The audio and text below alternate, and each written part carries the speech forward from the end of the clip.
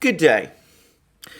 A few days ago, about a week ago, I did a program for this channel in which I discussed how the European Commission was trying to use the current energy crisis in Europe in order to carry out what was in effect a power grab, trying to corral European states to agree that in future the European Commission should negotiate all future gas deals with Russia, with Gazprom, rather than have the individual states and companies in Europe deal and negotiate with Gazprom by themselves. Well, it's taken just a few days, but that grand plan, that confident strategy has turned to dust, as will be the topic of this program. Not, I think, a particularly long program, at least not by my standards. It will become very clear that all the European countries, or at least all the relevant European countries, facing an energy crisis this winter, have all been scrambling to talk to Gazprom and to cut deals with it. Moreover, two of the most hardline, Poland and Moldova, the latter not admittedly an EU state, but currently led by a fervidly pro-EU and strongly anti-Russian government, both of these countries seem to be edging towards some kind of compromise. Well, at least Poland is. Moldova has, in fact, cut a deal, which I'm going to come to shortly. But before I do that, I do want to make a few general observations. There's been a great deal of talk over the last few weeks about how Russia weaponizes gas flows to Europe, how it uses gas as an economic weapon, how it engages in essentially in a form of economic pressure through gas supply in order to force European countries to adhere to policies which are suitable or which the Russians want them to adhere to. And this, of course, is referred to as outrageous. When one goes onto the threads of articles in some of the mainstream media which discuss this, the word blackmail with respect to Russia repeatedly comes up. And of course, several European politicians talk in similar terms. So, by the way, do several American politicians. Ted Cruz is a special example of this. We often hear about Russian blackmail with respect to energy, about how the Russians use energy to engage in economic coercion of other countries. And this is somehow considered completely wrong, entirely unjustified, wholly inappropriate, and something that is in some way profoundly immoral, and something which apparently or supposedly only the Russians do. Except, of course, that the reality is that the Western powers do precisely that which they are accusing the Russians of doing and blaming the Russians for all the time. The last 30 years have seen the Western powers, the United States especially, but also and increasingly the European Union also, engage in an extraordinary sanctions war against all sorts of countries around the world. Russia, of course, is one of the principal targets. There have been all kinds of sanctions imposed upon Russia by the United States and by the European Union, going all the way back to 2013, when the Magnitsky Act was passed in the United States, an act, by the way, which precedes the Ukrainian crisis of 2014 by a whole year. And, of course, this is never referred to as blackmail or coercion, even though Western governments are quite open in saying that the reason that sanctions are imposed on various countries, including on Russia, is in order to coerce those countries through economic pressure to change their policies in a way that the West sees as suitable.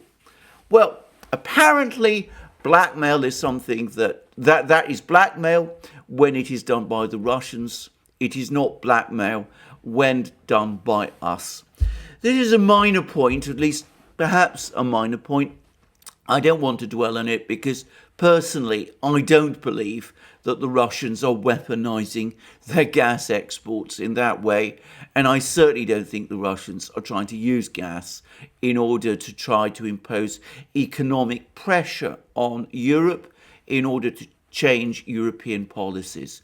There's never been a single case that I know of in which the Russians have actually suggested a trade-off of more gas supplies at a lower price in return for political concessions. I know of no instance or case where that has happened. There's been one case relating to Moldova, which I will discuss recently, when, by the way, I don't believe it occurred, but there's been some reports in the Financial Times alleging it. We will come to that shortly.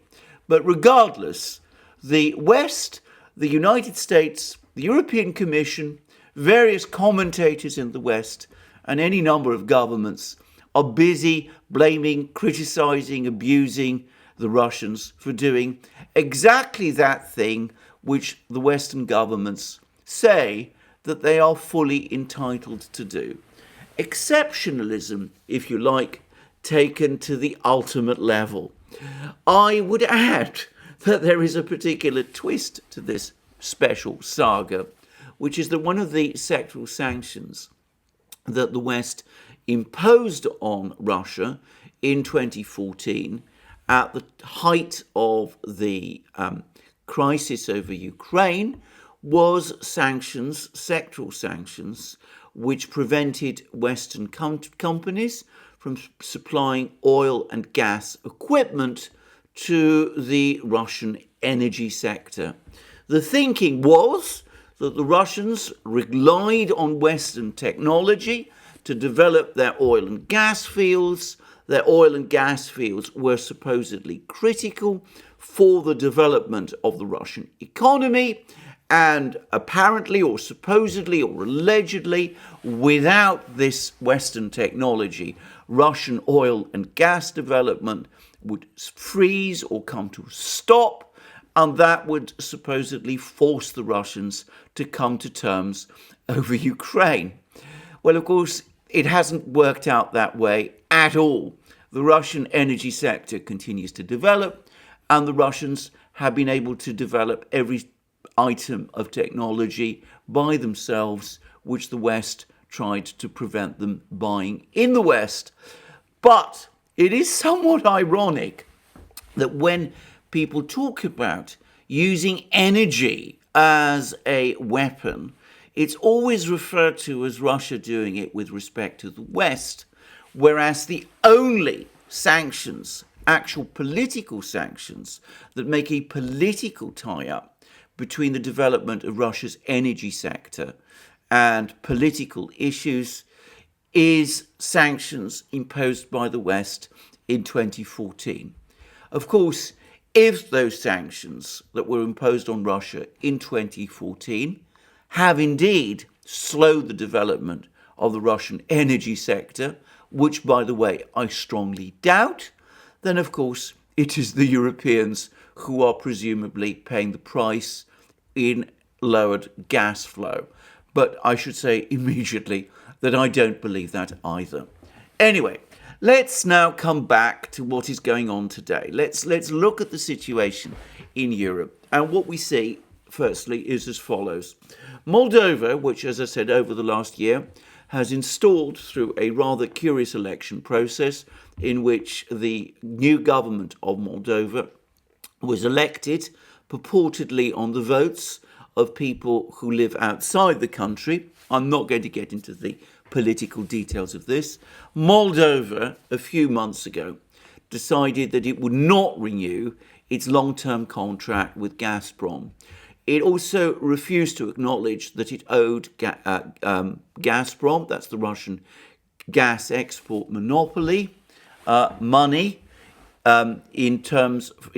for gas which Gazprom had previously supplied.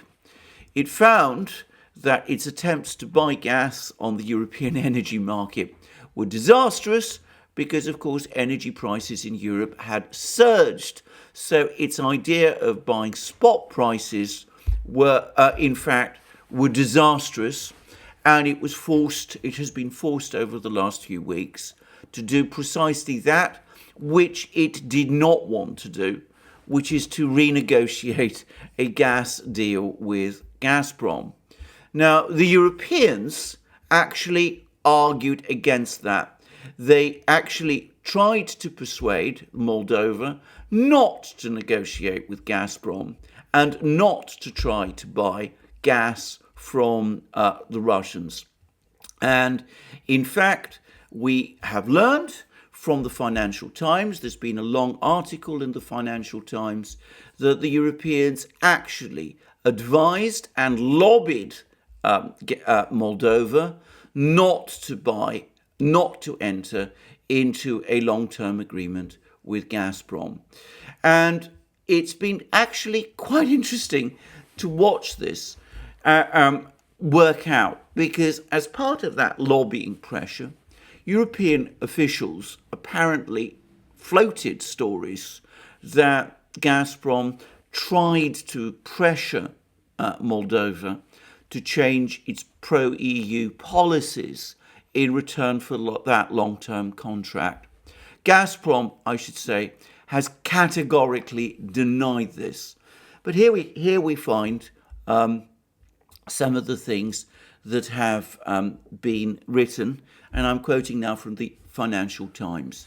Despite efforts by EU officials to convince Moldova that it should avoid signing up to a new binding deal with Moscow and instead rely on shipments from European companies, Moldova announced on Friday a 5-year contract with Gazprom. The agreement includes the extension of the previous contract between Gazprom and Moldova Gas for another 5 years, based on the price formula proposed by the Moldovan side. We'll come to that in a moment. Moldova's government said in a statement, adding that the deliveries would begin on Monday. The deal also involves an audit of debts that Gazprom says Moldova owes to the Russian company, but Moldova has contested. No price details have been disclosed. The Russians have in fact provided the price details, especially about the price that Moldova will pay for its gas, and it turns out that it is essentially the same as was set out in the previous formula, which Moldova had resisted agreeing to. As for the idea that there should be an audit of the debt, well, that is a face-saving way for Moldova to admit that there was a debt after all. So Moldova, faced with energy shortages, unable to buy gas at affordable prices on the European spot market, failing to obtain alternative supplies of gas from other European states, Romania and Ukraine provided small amounts but nowhere near enough to cover Moldovan needs. Moldova, with a government that's brittle, has only been in power recently, and which was not supported, apparently, by the majority of the Moldovan electorate in Moldova itself. Moldova has crumbled and has now done its deal with Gazprom. The other country which is now trying to negotiate with Gazprom is, of course, Poland. And here the story is even more curious because, of course, Poland had a long-term deal with Gazprom going all the way back to the 1990s.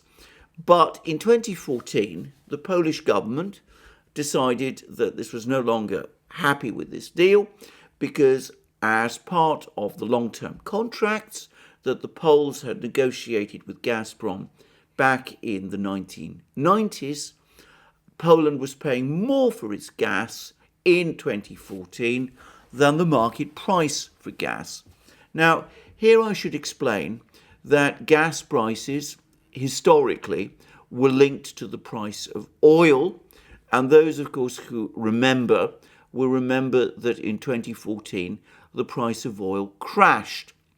So the result was that as a result of the oil price collapse in 2014, there was a period when Poland was paying more for its gas than it would have been the case had it been buying that gas in the spot market, because the gas price, the gas formula that Poland was paying and which it had agreed with Gazprom back in the 1990s, linked the price of gas that Poland was paying to an average of oil prices over several years, and did not reflect the oil price collapse in 2014.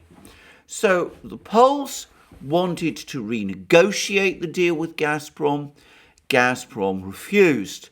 There was then a very long court case which lasted not 5 years at the Stockholm Arbitration Tribunal, a tribunal which I suspect very much to Gazprom's regret is the tribunal which is named as the judicial body determining disputes between Gazprom and other countries, European countries, over gas price formulas.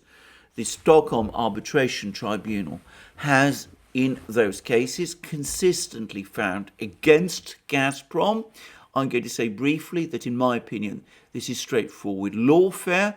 Some of the decisions have been eccentric, to put it mildly, but never mind.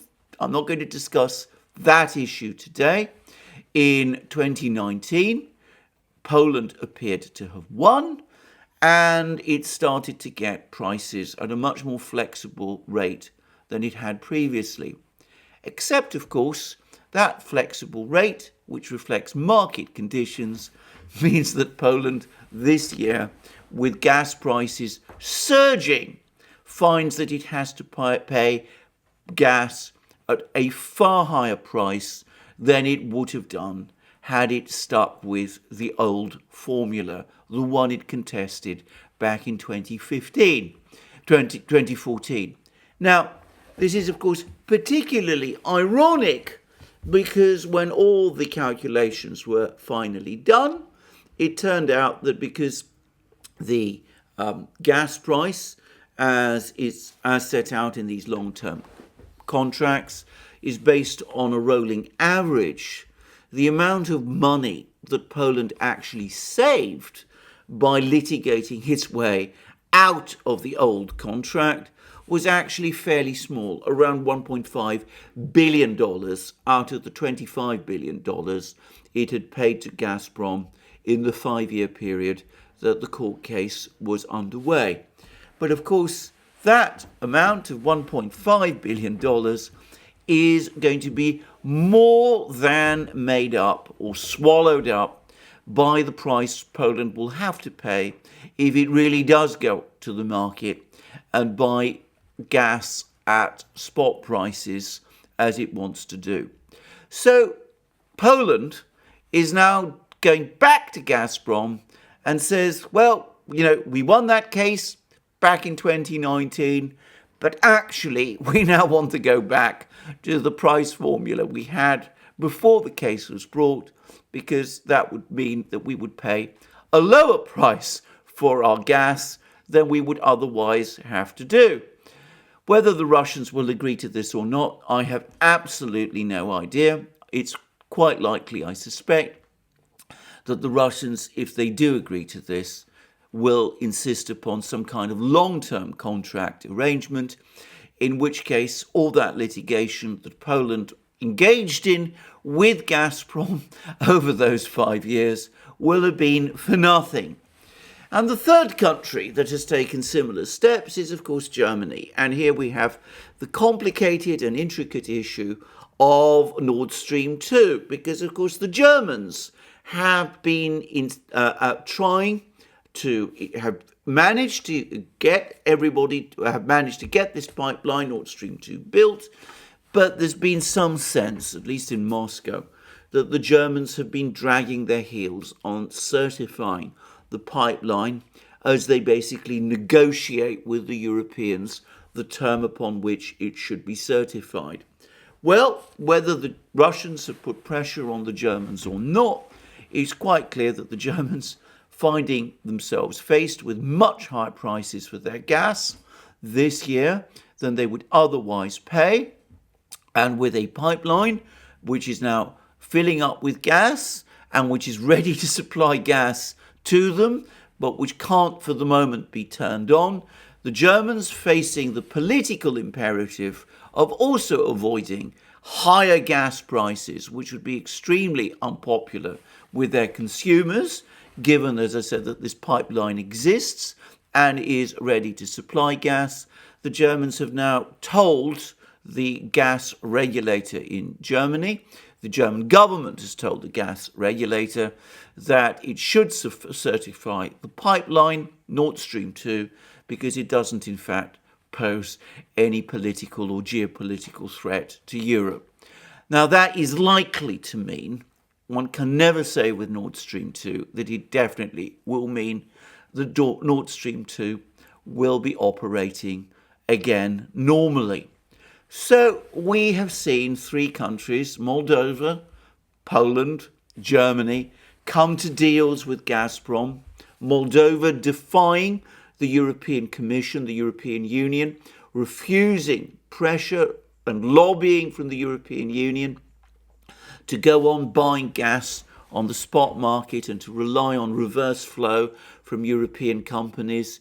Moldova forced, in effect, to do something it didn't want to do after its previous policy of opting out of gas deals with Gazprom had turned out disastrously. Moldova has now done a deal with Gazprom, which essentially puts it in the same position it was in before it tried to break away. And Poland wants to go back to the situation it had with Gazprom before it brought its litigation in 2014, and Germany has moved to certify Nord Stream 2. Now, there is one country that continues to hold out against all of this, despite the growing problems it faces in terms of its energy situation, and that country is, of course, Ukraine.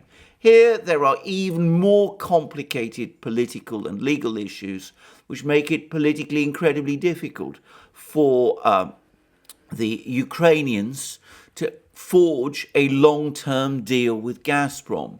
In theory, what the Ukrainians do is they buy gas in Europe through something called, which is then supplied to Ukraine via a process which is supposedly called reverse flow. Reverse flow, as has been pointed out by many people, is actually a fiction.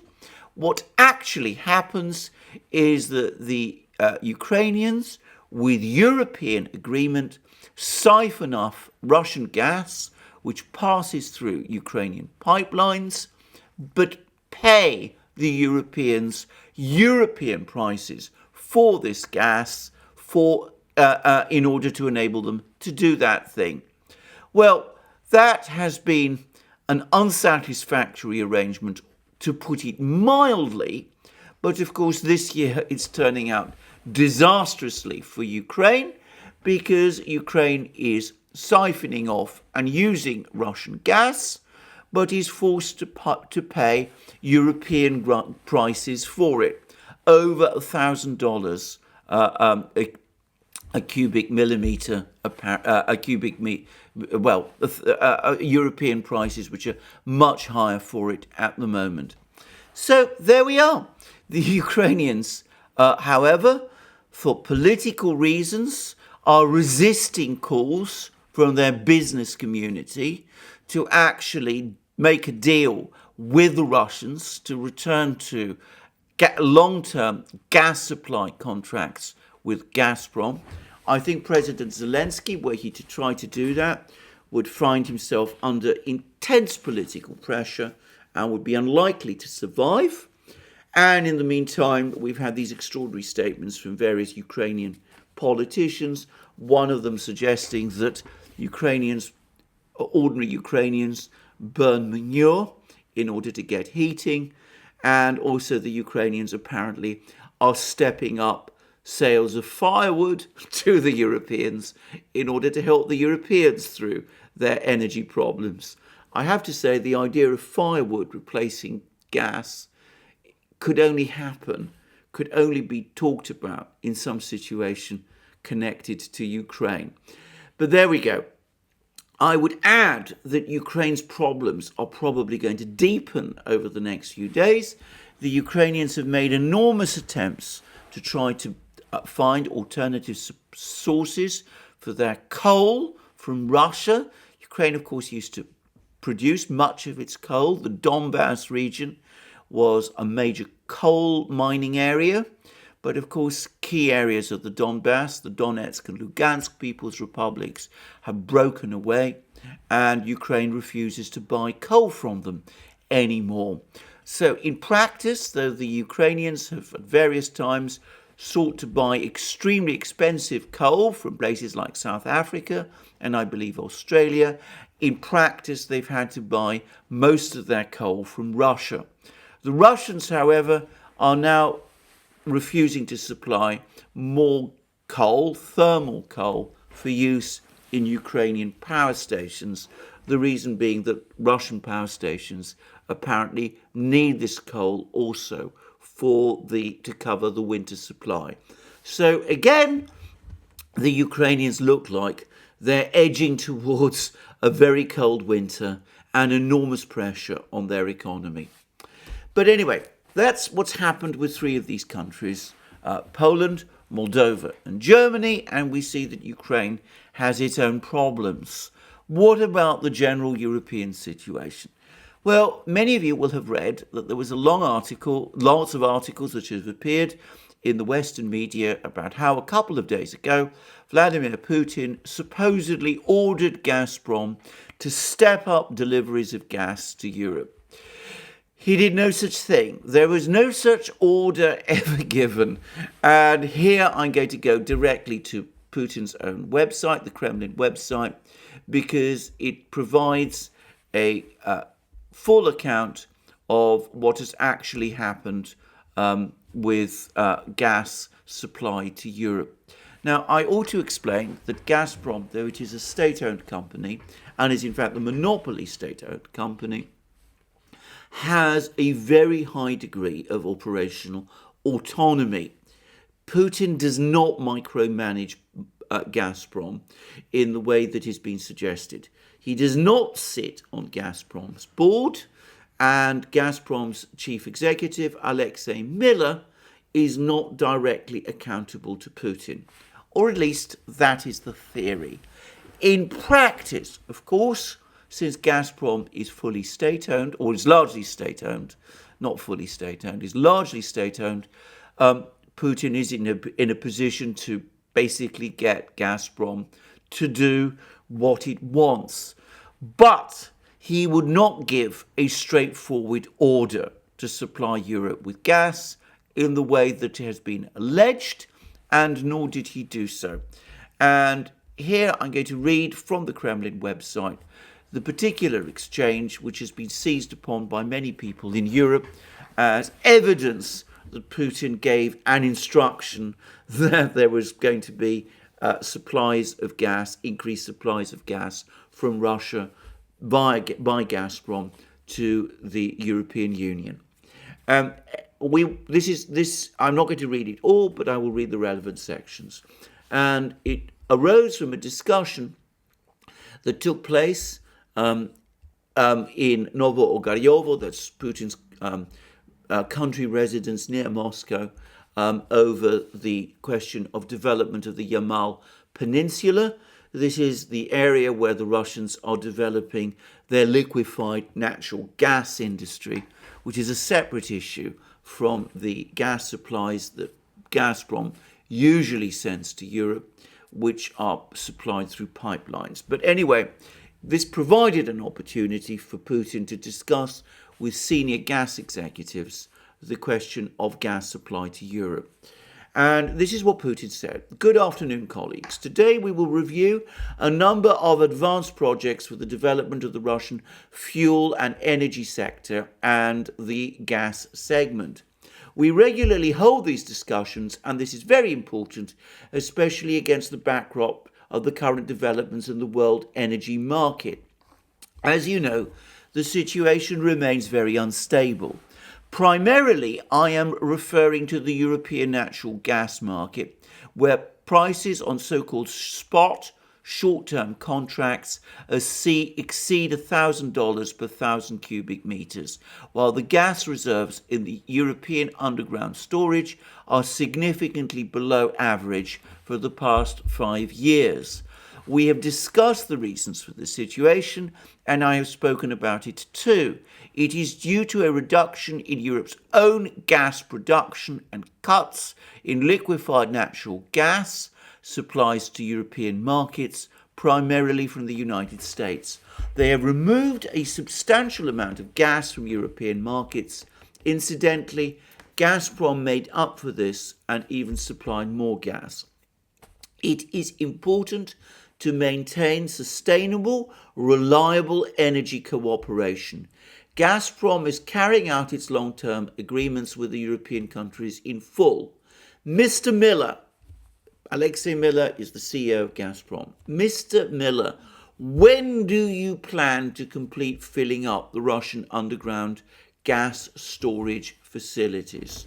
And Miller replies, Mr. President, we plan to finish pumping gas into the underground gas storage facilities in Russia by November 1st.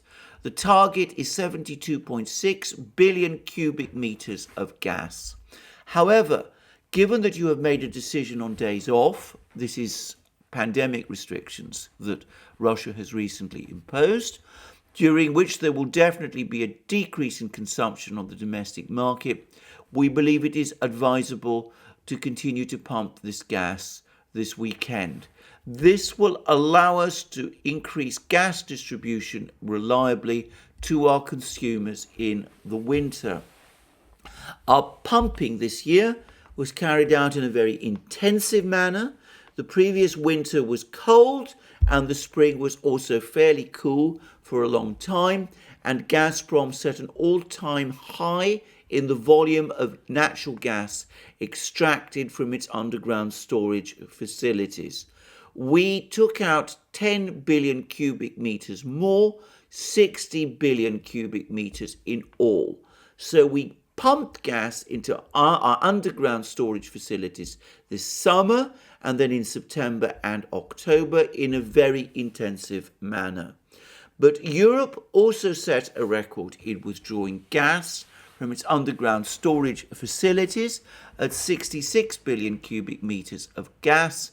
Unlike us today, they are significantly behind the level they have had over the past 5 years. And then Putin responds, when do you plan to finish pumping to our underground storage facilities?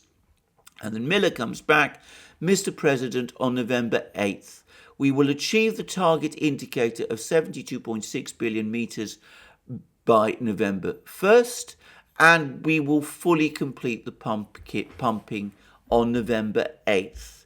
And then Putin goes on to say, to my knowledge, Gazprom also owns underground gas storage facilities in Europe.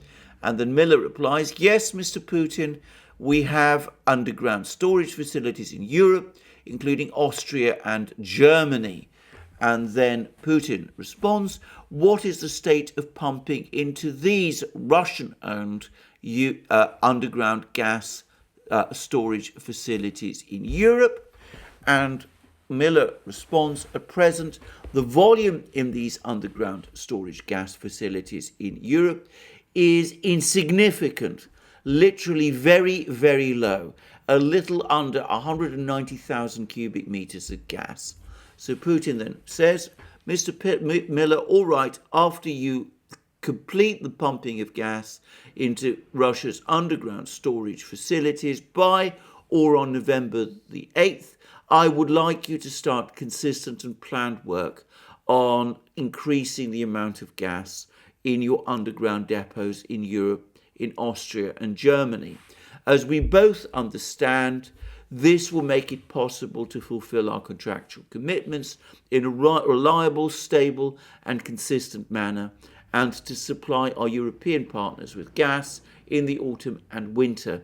In addition, this will create a favourable situation, at any rate a better situation, in the European energy market in general.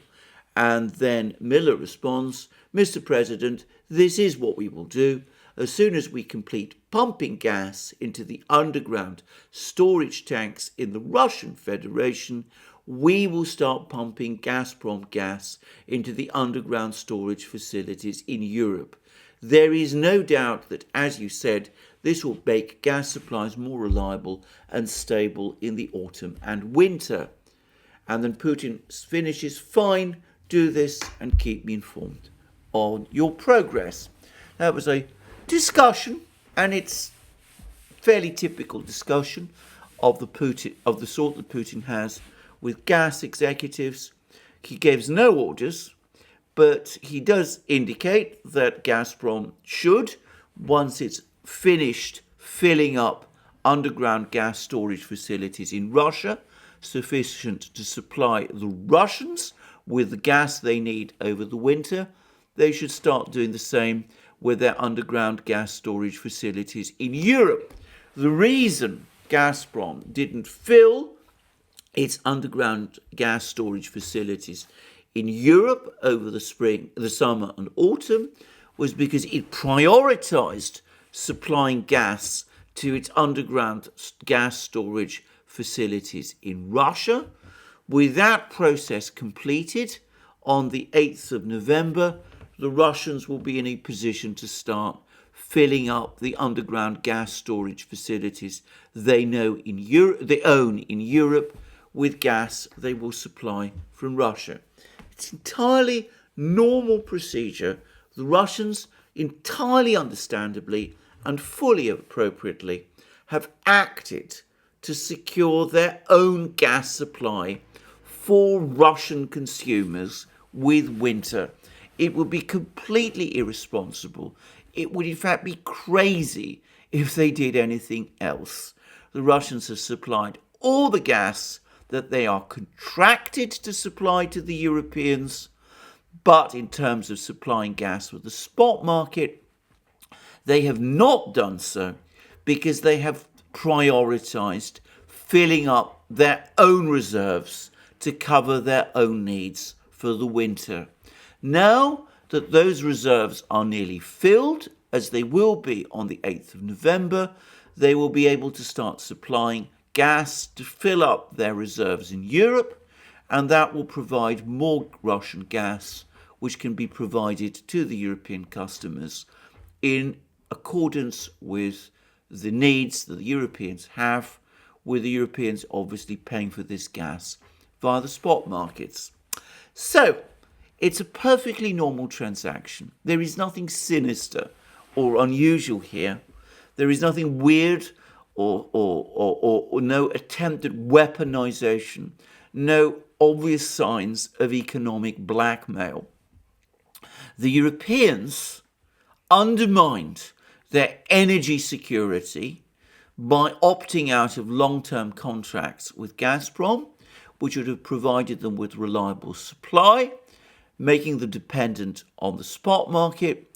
The problem was that the spot market this year has resulted in exceptionally high prices because the winter meant that the Russians and others were not able to supply gas on the spot market or fill Russian gas reserves in Europe to enable gas to be supplied on the spot market until their own consumer needs were met. There's nothing sinister here. There's no order, no instruction. The Russians are simply doing that which they always said they would do and that which they always planned to do. Now, where do we go from here? It seems to me, first of all, that we are going to see over the next few years a gradual drift back to long-term contracts. The European Commission doesn't like them. The British, as we know, lobbied against them, but I don't really see what alternative there is to this. If Europeans want to have secure and stable gas flows from Russia in future years, they will have to move away from the spot market, reliance on the spot market, and back towards long-term pricing. That has big implications for the European energy system.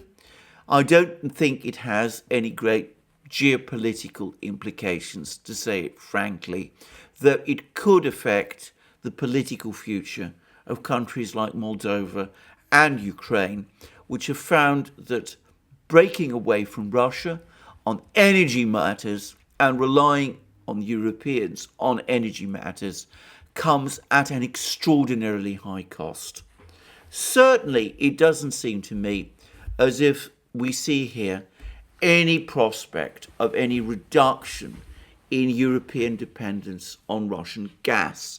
On the contrary, as we see long-term contracts between European states and Gazprom start to re-emerge on a big scale, we will probably see the Europeans relying increasingly, to an increasing amount, on Russian gas.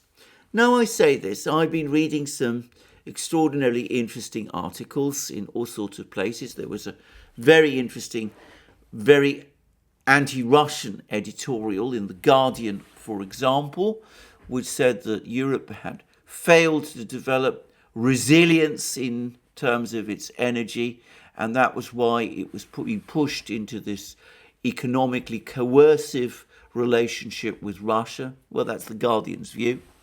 But of course, The Guardian provides no explanation of how Europe is going to increase its energy resiliency while simultaneously cutting back on gas supplies from Russia.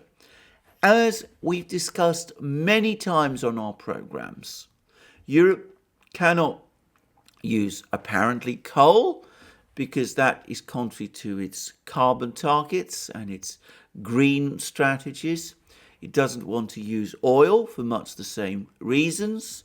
Nuclear power is unacceptable in countries like Germany and in other European countries also. And to be straightforward about it, the technological and industrial skills to build it have to a great extent withered away. I've seen several people, Bill Gates and Emmanuel Macron, for example, talk up the need for nuclear power, but I suspect that the political obstacles of a return to nuclear power would be extremely high in Europe, and in Germany probably insurmountable. So nuclear power doesn't look like an option. And of course, wind power has all sorts of problems which have now become apparent this year. It depends on the wind, and that cannot be relied upon all the time, and the electricity that it generates cannot be stored efficiently. Given that this is so, it's difficult to see what alternative there is to natural gas, and the reality is, the geographical reality is, that natural gas is going to have to come from Russia. Supplies of natural gas from the Gulf, from North Africa, primarily Algeria, can play a role. Natural gas from Iran was at one point considered a difficulty, but a possibility, but the political problems in relation to that have proved insurmountable, and the Iranians anyway are now directing most of their natural gas flow, or at least planning to direct most of their natural gas flow towards the country they see as their long-term ally, which is China. And liquefied natural gas from the United States has proved a major disappointment, with the Americans producing far less of it than some people had anticipated, and supplying what they do produce to the Asian market instead of to the European one. So given that this is so, and given that Russian reserves of natural gas are, as Putin said, of planetary dimensions, it seems to me that the Europeans have little real option but to turn back to the Russians and enter into long-term contracts with them and to import their natural gas from the Russians to an increasing degree. Many people are not going to like it. There are going to be all sorts of bitter comments and long articles about Europe's inability or failure to break its dependency on Russia, about Europe's failure to diversify away from Russia in terms of natural gas and dependence on Russian natural gas. But as I have said, I just don't see what alternative those people who don't like this situation, what practical alternative they have to offer. That Guardian editorial which I mentioned, for example, provides none. Given that this is so, it seems to me that long-term gas contracts are going to come back. We've seen how the attempt to opt out of them cannot survive a cold winter and a cold spring. It's created a degree of precariousness in the European energy market, which I strongly suspect that European businesses and European energy consumers and European governments simply cannot risk for political reasons. If even governments like Moldova and Poland have had to bend to the economic and energy realities, then it seems to me that sooner rather than later, all other European governments will have to do so as well. As for Mr. Putin and Gazprom and the Russians, it seems to me that they've played their cards fairly well. I don't think, as I've said, that they've ever resorted to sanctions or pressure on this topic, but they can perhaps tell themselves that everything comes to him who waits. They waited, and the Europeans have had to come back to them. Well, thank you for joining me for this program today. I look forward to you joining me in future programs on this channel and on our main channel, the Duran, where I do programs with my colleague and friend, Alex Christoforou. Please also remember to check out Alex's channel. You will find links under this video. Please also remember to track us down on our other platforms, especially Locals. Now, on Locals, I should say that I've now done 2 live streams of my own. I plan to do more. Almost certainly one is coming up this week. I'm not absolutely certain yet of the day, but there will be an announcement of that fairly soon on Locals. So if you want to communicate with me directly, well, a good place to do it would be by going onto Locals and engaging me there on my live stream. And on top of that, of course, I also publish, just as my colleague Alex Christoforou, increasing amount of exclusive material on Locals. We've also started to touch on historical topics there, and our thriving and vibrant community on Locals are also starting to publish an increasing amount of individual content also. So if you want to join our community, if you want to interact with me directly, if you want to see the exclusive material that we are publishing, if you want to publish your own material, then do join us on Locals. You'll find the link under this video. And Locals is, of course, not the only platform that we are now publishing on. We're also publishing material on other platforms, on BitChute, on Library, on ODYSEE, on Crumble, which has now teamed up with Locals, and of course also on the new free speech platform, SuperU, about which we're also excited and have long-term plans for. And you can also support us as well if you want to support our work via Patreon and Subscribestar, and you can go to our shop, buy the amazing things you will find there, our magic mugs, our hats, our hoodies, our t-shirts, our sweatshirts, and all the rest. I should say that we went out of our way when we set out our shop to have absolutely high quality products on it. So our t-shirts are exceptional. They're beautifully made. They're woven. They're 100% cotton. Our magic mugs are beautiful and keep your tea and coffee and hot chocolate warm. And they're also pretty much indestructible.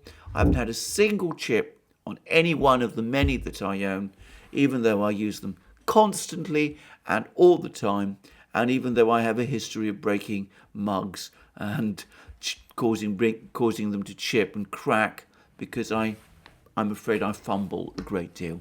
So come to our shop. You can buy the amazing things you will find there. You can support us by doing so. And last but not least, if you've liked this video, remember to press the like button and please check your subscription to this channel. Thank you for joining me again today. I look forward to you joining me again soon, and have a wonderful day until then.